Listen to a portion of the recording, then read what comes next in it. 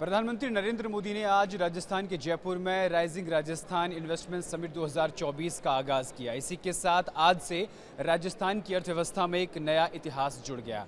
इस पर बातचीत करने के लिए राजस्थान सरकार में कैबिनेट मंत्री हमारे साथ मौजूद हैं। सर, आपका न्यूज़ इंडिया पर बहुत बहुत स्वागत है। धन्यवाद। सर, आपसे समझना चाहते हैं, सबसे पहले आप लगातार जिक्र कर रहे हैं राजस्थान में इंडस्ट्री 4.0, ये क्या है? देखिए, इंडस्ट्रियल रेवोल्यूशन कई दशक पहले आया था, उसके बाद आज डिजिटल ट्रांसफॉर्मेशन हो गया है। उसका एक नया रूप है इंडस्ट्रीज़ 4.0। जिस तरह से हमारे मोबाइल फ़ोन के अंदर अलग अलग टेक्नोलॉजीज़ एक जगह आई हैं तब आपका स्मार्टफोन बना है, उसी तरह automation, robotics, big data, cloud computing, artificial intelligence, ये सारी की सारी जब इंडस्ट्रीज़ इस्तेमाल करती हैं तो इंडस्ट्रीज़ 4.0 हो जाती हैं। ये अपने आप में एक एवोल्यूशन नहीं है, एक रेवोल्यूशन है। और प्रधानमंत्री मोदी जी ने इस रेवोल्यूशन को देश के लिए खुले दिल से स्वीकार करा है और कहा है हम इंडस्ट्री 4.0 में दुनिया को लीड करेंगे। इस इंडस्ट्रीज़ 4.0 से जब हम ये सारी टेक्नोलॉजीज़ इस्तेमाल करते हैं, चाहे वो MSME हो, चाहे बड़ा सेक्टर हो, चाहे सरकार हो या प्राइवेट जगत हो, तो वेस्ट कम होता है, एफिशिएंसी बढ़ जाती है। जो काम कई लोगों को करना चाहिए उसके अंदर कम लोगों की ज़रूरत पड़ती है और आप इनोवेशंस कर पाते हैं, नई चीज़ें ढूंढ पाते हैं, नई प्रकार, बिकॉज ह्यूमन माइंड नई चीज़ें सोच सकता है। तो इस कारण से इंडस्ट्रीज़ 4.0 भारत का भविष्य तय करेगी और हमने अभी से ही उसको राजस्थान के अंदर इस्तेमाल करना शुरू कर दिया। हमारे जो इंडस्ट्रियल कॉरिडोर्स हैं वो स्मार्ट कॉरिडोर्स हैं। जो लॉजिस्टिक्स है वो लॉजिस्टिक्स कागज़ और पेन से नहीं, वो कंप्यूटराइज सिस्टम से आज मैनेज होती है। जो आपके घर पे भी सामान पहुंचता है उसके अंदर भी जो कंपनीज़ हैं वो इस तरह की टेक्नोलॉजी इस्तेमाल करती हैं ताकि कब इन्वेंट्री कौन सी कम हो रही है, कौन सा सामान लाना है, कौन सा सामान पहुंचाना है, कितने समय में पहुंचेगा, वो सारा का सारा एफिशिएंसी आ रही है। अभी तक राजस्थान को सिर्फ टूरिज्म के दृष्टिकोण से देखा जा रहा था, लेकिन जैसे ही राइजिंग राजस्थान का आगाज़ हुआ उसके बाद पता चला कि यहाँ तो बहुत सारे जो आयाम हैं विकास के लिए, निवेश के लिए, वो खुले हुए हैं।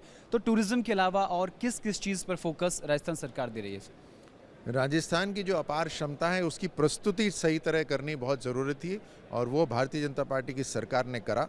जब हम विदेश गए, दूसरे राज्यों में भी जो निवेश करना चाहते थे उनसे मिले, तो ताज्जुब इस बात का था कि उनको वो राजस्थान को केवल टूरिज़्म के रूप में जानते थे। जो अपार क्षमताएं हैं राजस्थान के अंदर, IT रिलेटेड सर्विसेज हो, एजुकेशन हुआ, स्किल हुआ, लॉजिस्टिक्स है, इंफ्रास्ट्रक्चर है, पेट्रोकेमिकल जोन है, रिन्यूएबल एनर्जी है, इंजीनियरिंग सिस्टम डिज़ाइनिंग है, EV है, हर तरह से राजस्थान के अंदर अपार क्षमताएँ हैं।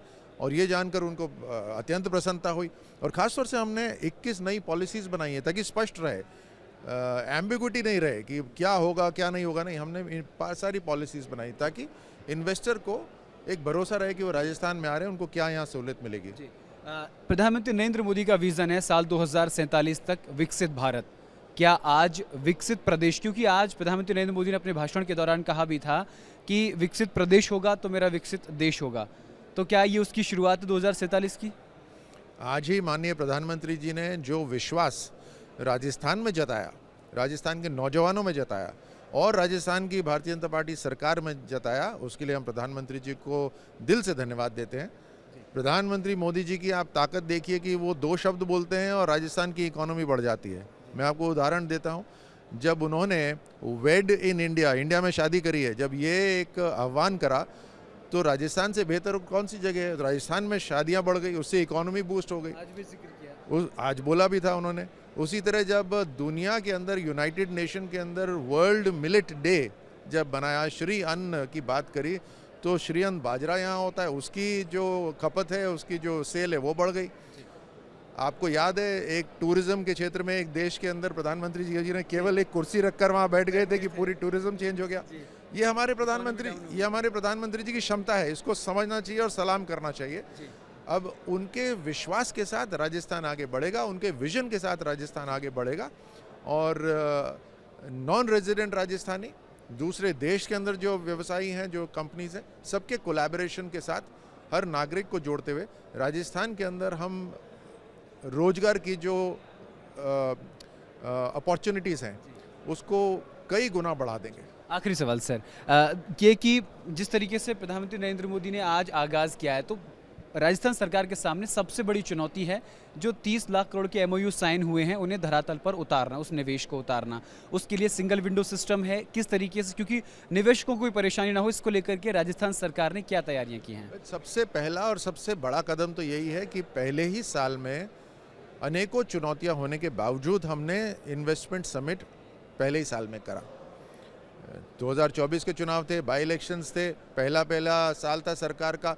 लोग आमतौर से ये सोचते हैं कि जमने में समय लगेगा, लेकिन पहले ही बॉल के ऊपर हम फ्रंट फुट पे खेलने लग गए और क्योंकि हमारा विश्वास है, हम जानते हैं हमें काम क्या करना है, खुद का स्वार्थ सामने नहीं रख रहे, राजस्थान को जो चाहिए उसको सामने रख कर काम कर रहे हैं।